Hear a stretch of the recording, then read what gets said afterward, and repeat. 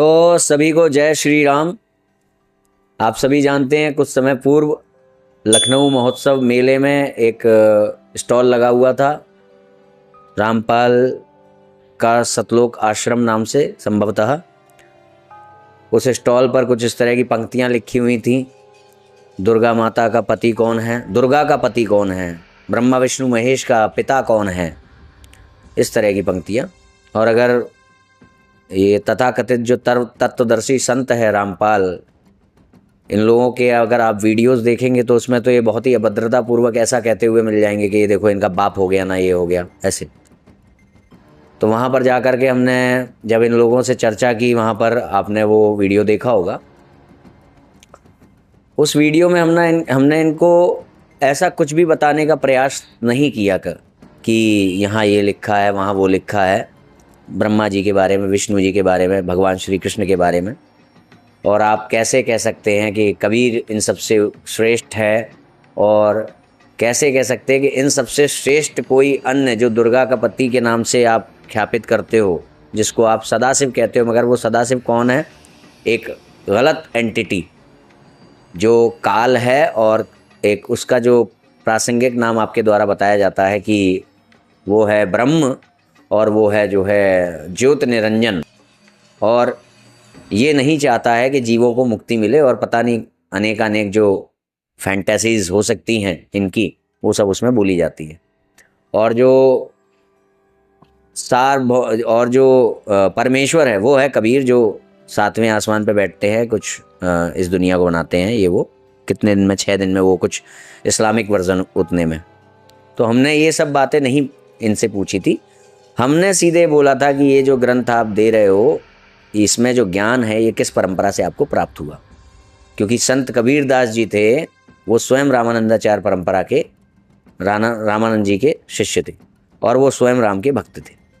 तो अगर आप ये कहते हैं कि कबीर जी ने वो ज्ञान नहीं दिया जो रामानंद जी ने दिया, तो वहाँ गुरु विरोध सिद्ध होता है। तो इस तरह का वहाँ पे हमारा वार्तालाप हुआ उनसे, वो सारी चर्चा वीडियो में पड़ी हुई है। कि हमें कई बार अप्रोच किया गया कि आप जो है एक शास्त्रोक्त मीमांसा समीक्षा कुछ उपलब्ध करा दो।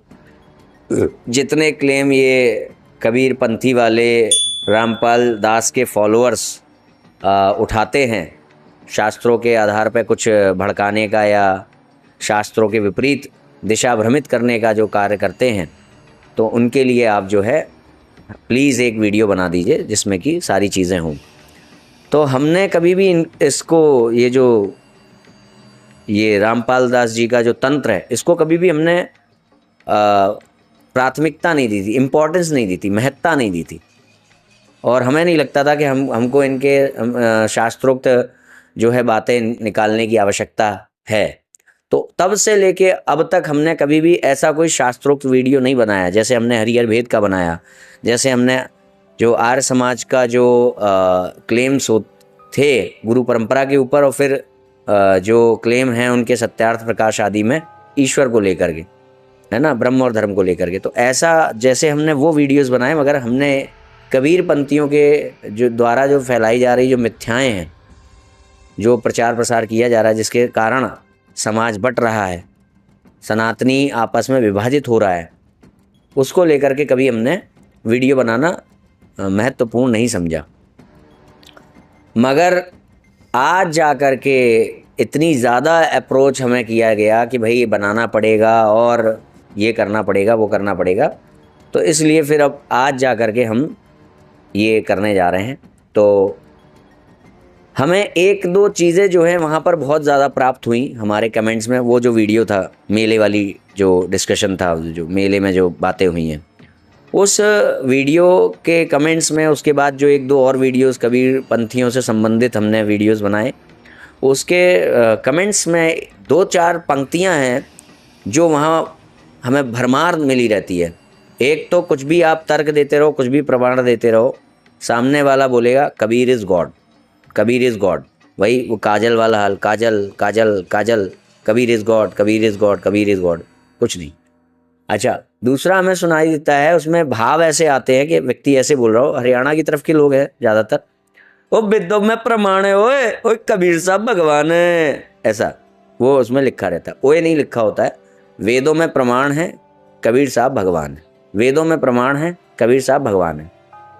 एक आता है कि कि भैया वो देवी भागवत के अनुसार ब्रह्मा विष्णु महेश के जो पिता हैं वो ये जो काल है, ब्रह्म है, सदाशिव, यही। और वो पूरा एक कोई, अच्छा एक चीज़ और है उसमें, वो संदर्भ देते हैं कहाँ लिखा है।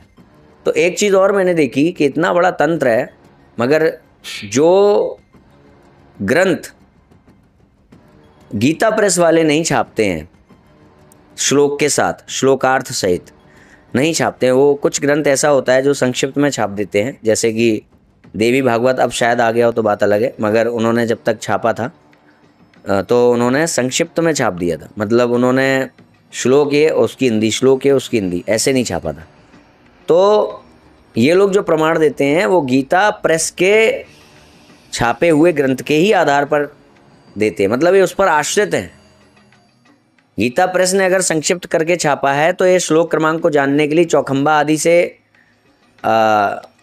ग्रंथ लेने का भी प्रयास नहीं करेंगे। वो भी इतना बड़ा तंत्र है जहाँ संसाधनों की कोई कमी नहीं है, मगर फिर भी इनके द्वारा जो प्रमाण दिए जाएंगे अगर देवी भागवत के, तो उसमें पृष्ठ संख्या मिली होगी, श्लोक संख्या नहीं लिखी होगी, पृष्ठ संख्या। यहाँ तक कि रामपाल दास का भी कोई वीडियो होगा और उसमें देवी भागवत इत्यादि की बात हो रही होगी तो उसमें वो पृष्ठ संख्या बोलेगा। तो ये एक बड़ी सोचने वाली बात है। यदि ये प्रामाणिक तथ्यों की बात कर रहे हैं तो ये पृष्ठ संख्या पे बात क्यों कर रहे हैं भाई? अरे श्लोक संख्या क्यों नहीं बता पा रहे आप? अरे भाई पृष्ठ संख्या तो केवल एक गीता प्रेस के हिसाब से है ना। वो जो ग्रंथ है उसकी पहचान केवल ये नहीं है कि वो गीता प्रेस से छापा जाता है, वो चौखंबा से भी छापा जाता है, बनारस से भी छापा जाता है, हरिद्वार से भी छापा जाता है, बम्बई पब्लिकेशन से भी छापा जाता है। आप लोग अपने ज्ञान के लिए गीता प्रेस पर आश्रित हैं, निर्भर हैं, ये उससे पता लगता है जब आप पृष्ठ संख्या का उपयोग करते हो श्लोक क्रमांक की बजाय। खैर मैं पृष्ठ संख्या का उपयोग नहीं करूँगा, भगवत कृपा से, गुरु गोविंदो ग्रंथ की कृपा से मैं श्लोक क्रमांक का उपयोग करूँगा।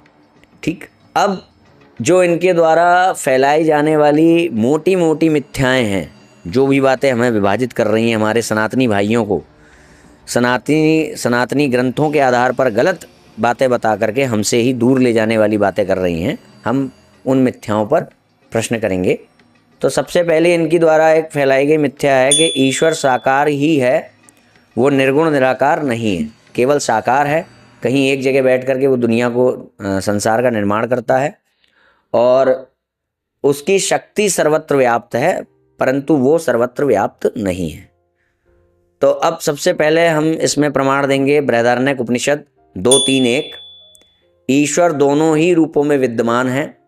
निराकार ब्रह्म के रूप में वो व्यक्तिगत ईश्वर के रूप में भी है और साकार ब्रह्म, निराकार ब्रह्म के रूप में भी है और व्यक्तिगत ईश्वर के रूप में भी है। ये भी गीता प्रेस से ही छापे गए हैं, देख लेना, है ना। वेदों में प्रमाण है, कबीर साहब का कोई और भगवान है ना। निराकार ईश्वर की व्याख्या और कहाँ है? तो अब हमने ये जान लिया कि ईश्वर के दोनों रूप है, भगवान साकार भी है, निराकार भी है, सिंपल। तो निराकार ईश्वर की व्याख्या यजुर्वेद 32:2, यजुर्वेद 40। ईश्वर को ना ऊपर से, ना मध्य से, ना विस्तार से कोई जान सकता है। परमात्मा काया रहित है, व्रण और नस नाड़ी के बंधनों से रहित है, अतः पाप से विद्ध नहीं है। वह जो जानने में ना आने वाला है, गोत्र रंग आदि से दोष रहित, पकड़ने में ना आने वाला है। वह जो नित्य है, सभी प्रकार की कर्म ज्ञान इंद्रियों से भी रहित है, सर्वव्यापक है, सब में फैला हुआ है, अत्यंत सूक्ष्म और अविनाशी ब्रह्म पर ब्रह्म है। मांडुक्योपनिषद 1:1-6। निश्चय ही दिव्य पूर्ण पुरुष समस्त जगत के बाहर और भीतर भी व्याप्त है। जन्म आदि विकारों से अतीत, प्राण रहित, मन रहित होने के कारण सर्वथा विशुद्ध है। मांडुक्योपनिषद। और एक बड़ा सा दे देते हैं 6:47-18 ऋग्वेद। परमात्मा अपनी माया द्वारा अनेक रूप बनाकर विचरता है। अब तो इतने सारे जो प्रमाण हैं, इसके अलावा भी निराकार रूप के लिए अनेकानेक प्रमाण हैं, भरे पड़े हैं। साकार के भी भरे पड़े हैं, निराकार के भी भरे पड़े हैं। तो साकार तो आप मान ही रहे हो, तो साकार के प्रमाण देने की आवश्यकता नहीं है, फिर भी वो प्रसंगवश आ ही जाएंगे प्रमाण वो भी। तो अब आगे अगर चलें तो मांडुक्योपनिषद में 7 में कहा गया है ईश्वर व्यवहार में नहीं आ सकता। क्या कहा गया है? ईश्वर व्यवहार में नहीं आ सकता। व्यवहार मतलब आप उसके लिए अगर कुछ कर पा रहे हो, उसको समझ पा रहे हो, कुछ उससे प्रार्थना कर पा रहे हो, तो ये ईश्वर का वो रूप नहीं है। तो ईश्वर के 2 रूप है, एक व्यवहार में आ सकने वाला, एक व्यवहार में ना आ सकने वाला। ये कहाँ लिखा है? मांडुक्योपनिषद। मांडुक्योपनिषद के अनुसार ईश्वर व्यवहार में नहीं आ सकता। अन्य ग्रंथों में अन्य जगह पर व्यवहार में आ सकने वाले प्रमाण भी है। तो क्या हुआ कि जिस प्रकार जीव अजन्मा होते हुए भी संसार प्रपंच शरीर धारण कर संसार में व्यवहारिक हो जाता है, उसी प्रकार भगवान भी शरीर धारण करके अनेक लीला करते हैं और व्यवहारिक होते हैं। ठीक है। अब ये ऋग्वेद में भी है कि कैसे भगवान सगुण साकार कैसे होते हैं। परमात्मा अपनी माया द्वारा अनेक रूप बनाकर विचरता है। ऋग्वेद 6:47-18। सर्वपालक सर्वेश्वर गर्भ के मध्य में विचरण करता है। यद्यपि वह अजन्मा है, फिर भी विविध रूपों में उत्पन्न होता है। यजुर्वेद 31:19। परमात्मा बार बार मत्स्य कूर्म आदि नाना रूप बनाता है। ऋग्वेद 3:53-8। अब बृहदारण्यक उपनिषद 2:5 दूसरे अध्याय के 5वें पार्ट में ये है। इसमें क्या बताया गया है कि ऋग्वेद में भी वही है और बृहदारण्यक उपनिषद दूसरे अध्याय के 5वें भाग में भी यही है कि परमात्मा अपनी माया के कारण, इंद्रो माया भी माया के आधार पर अनेकानेक रूप बनाते हैं। मत्स्य कूर्म आदि नाना प्रकार के रूप बनाता है। तो हमने यहां तक ये सिद्ध कर लिया कि भैया शास्त्रों के अनुसार और तर्क के अनुसार भी भगवान साकार और निराकार दोनों रूपों में विद्यमान है। पहली बात तो ये है कि ईश्वर वही है जिसके ऊपर कोई नियम लागू नहीं हो सकता। ईश्वर कौन है? सत्यम ज्ञानम अनंतम ब्रह्म। अगर उसके ऊपर कोई भी नियम लागू हो रहा है तो जिसके बारे में बात हो रही है वो ईश्वर नहीं है। तो अगर नियम लागू हो रहा है कि वो निराकार नहीं है तो वो ईश्वर नहीं है, और अगर नियम लागू हो रहा है कि वो साकार नहीं है तो भी वो ईश्वर नहीं है। अब इनके द्वारा दूसरी मिथ्या फैलाई जाती है कि परंपरा प्राप्त आचार्यों के अनुसार संसार के एक से अधिक परमेश्वर हैं। ऐसा नहीं है। परंपरा प्राप्त आचार्यों के अनुसार, चाहे वो रामानुजाचार्य जी हो, चाहे वो निम्बार्काचार्य जी हो, चाहे वो शंकराचार्य जी हो, परमात्मा एक से अधिक नहीं है। बस इतना है कि अगर रामानुजाचार्य जी का फॉलो करेंगे तो परमात्मा विष्णु रूप में है, निम्बार्काचार्य जी का फॉलो करेंगे तो विष्णु रूप में है, और अगर शंकराचार्य जी का फॉलो करेंगे तो एक ही परमात्मा 5 अलग अलग रूपों में है। ये भी शास्त्र सम्मत है। 5 अलग अलग रूपों में है, ब्रह्मा विष्णु महेश भगवती और गणेश। यही 5 रूप संसार में बार बार अवतरित होते हैं रामकृष्ण आदि के रूप में। कल्प भेद से अथवा जो है अनन्यता की रक्षा करने के लिए, कल्प भेद मतलब सृष्टि की रचना एक बार नहीं हुई है, कई बार हो चुकी है। तो किसी सृष्टि की रचना को जब किसी पुराण में सार गर्भित किया गया, लिखा गया, नोट डाउन किया गया, तो उसमें क्या किया गया? उसमें जो है विष्णु नाम से उस परम तत्व की व्याख्या कर दी जिसने जो है सृष्टि की रचना की। और किसी शास्त्र में शिव नाम से परम तत्व की बात कह दी। किसी शास्त्र में भगवती नाम से परम तत्व की बात कही। तो अनन्यता की रक्षा के लिए कल्प भेद से और एक ही परम तत्व के अलग अलग नामों से व्याख्या की गई है। अलग अलग ये जो पुराण है, पुराण आदि ग्रंथ हैं, और जगह जगह पर वेदों में भी विष्णु के बारे में बात आती है, भगवान शिव के बारे में बात आती है, माता के बारे में बात आती है। तो ये एक ही परम तत्व की अलग अलग व्याख्याएं हो रही हैं। जब वो ऐसे दिख रहे हैं तो उनको उस नाम से कहा गया, जब वो ऐसे दिख रहे हैं तो उनको उस नाम से कहा गया। जैसे एक जगह माँ भगवती की रात्रि के नाम से भी रात्रि सूक्त है, उसमें भी व्याख्या हो रही है माँ भगवती की। तो इसको प्रमाणों से देख लेते हैं। विद्यों में प्रमाण देख लेते हैं। तो ईश्वर एक है, ये कहाँ से पता लगता है? आचार्यों के द्वारा प्राप्त जो ज्ञान है वो क्या है? अथर्ववेद 10:26 438, ऋग्वेद 1:164 46, कठोपनिषद 2:2 9-10। इसमें इनको आप पढ़ेंगे, ईश्वर एक है पता लग जाएगा। और भी जगह हैं। महाभारत में ये बात कही गई है कि सतयुग में जो एक ही परमेश्वर है, परम तत्व, इसी की डायरेक्ट इसी रूप में ही पूजा होती थी मतलब एक मानते हुए ही पूजा होती थी। फिर आगे चल करके कल्प भेद से और अनंतता की रक्षा करने के लिए और जो अनेकानेक व्याख्याएं वेदों में ही दी गई उनके आधार पर ये भी है कि बाद में ईश्वर के अनेक जो रूप हैं उनकी रूप में पूजा होने लगी। तो आगे चलते हैं। मिथ्या नंबर 3, ईश्वर कण कण में नहीं है बल्कि किसी एक जगह बैठा हुआ है।